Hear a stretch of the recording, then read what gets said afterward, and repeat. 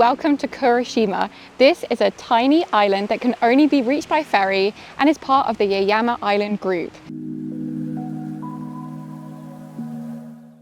This island is around a 25-minute ferry ride away from Ishigaki and is one of the only places in Japan where you can find all 3 species of sea turtle that can be found in Okinawa.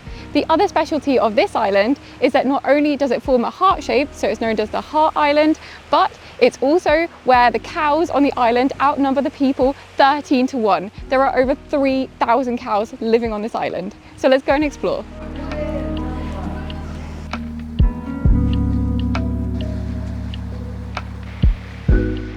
There are 2 main ways to get around the island, on foot and by bicycle. If you want to rent a bike, then you can rent one right by the port where you get off the ferry.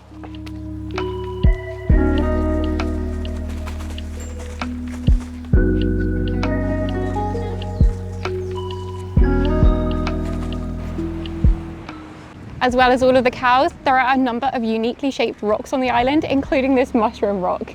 There are actually several mushroom rocks and you'll see one when you're coming in on the ferry.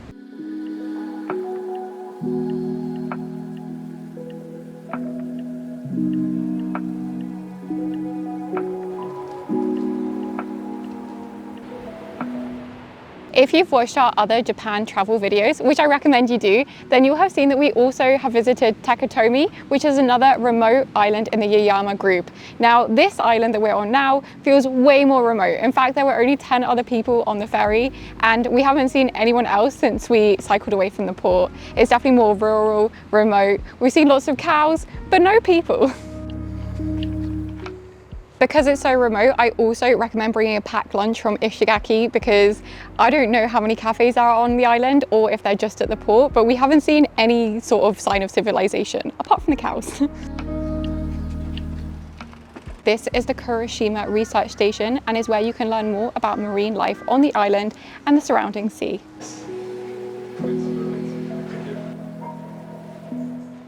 The Research Institute was founded in 1975, making it the oldest in the Okinawa prefecture. They do a lot of work for conservation, studying native species and things like that. I also really enjoyed the museum part, but unfortunately there are aquariums with fish in, which I do feel conflicted about. And yeah.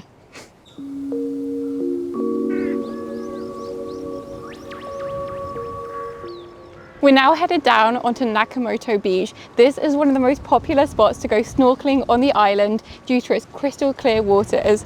The best time to visit is at low tide, which I'm not sure is right now, but we don't have snorkeling gear anyway. The water here is shallow and clear for around 200 meters until it reaches the deeper open sea, which makes it perfect for spotting local marine life.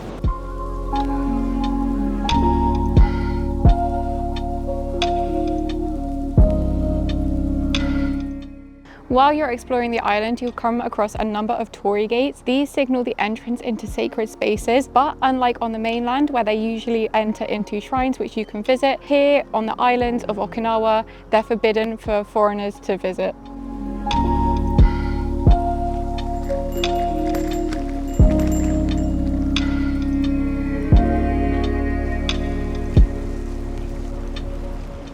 A long time ago, the ship of a high-ranking Chinese person who was buried at sea washed ashore, complete with treasure. To quell the curse of touching this boat, this monument was erected. The main lighthouse of the island is definitely not one of the most impressive lighthouses we've seen here in Japan, but it does lead onto a gorgeous view of the sea.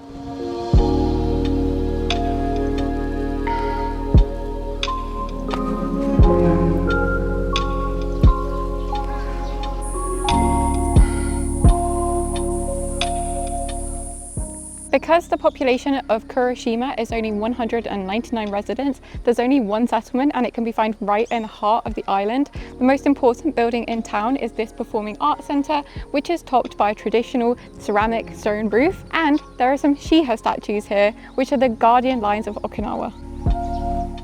This monument was erected in 1985 and commemorates the fact that this is one of the top 100 roads in Japan. The road was chosen to be in the list of top 100 roads because of its unique meadow-like scenery due to the flat nature of the island and all of the cows grazing here. while this is a subtropical paradise, we are still in Japan, and so even though we're in one of the most remote places I've ever been, there's still a vending machine here. There's only one post office on the island, and it's here.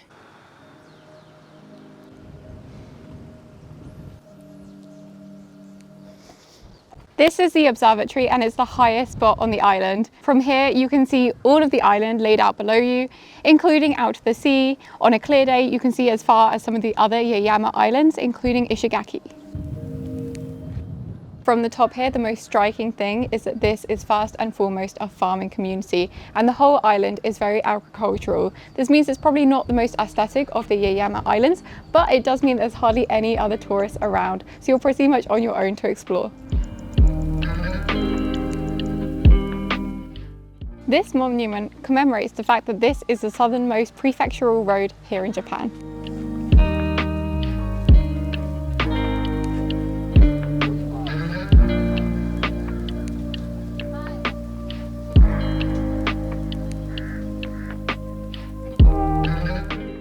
Kuroshima is considered the birthplace of shipbuilding in the Yaeyama Islands, and this tree-lined alley is the perfect example of Yoruba trees, which were used in the shipbuilding process.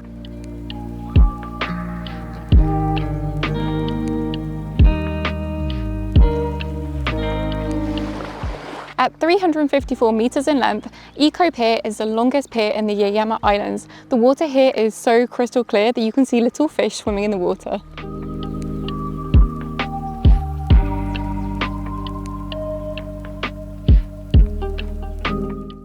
Thank you so much for watching, and don't forget to like and subscribe for more travel content. See you next time!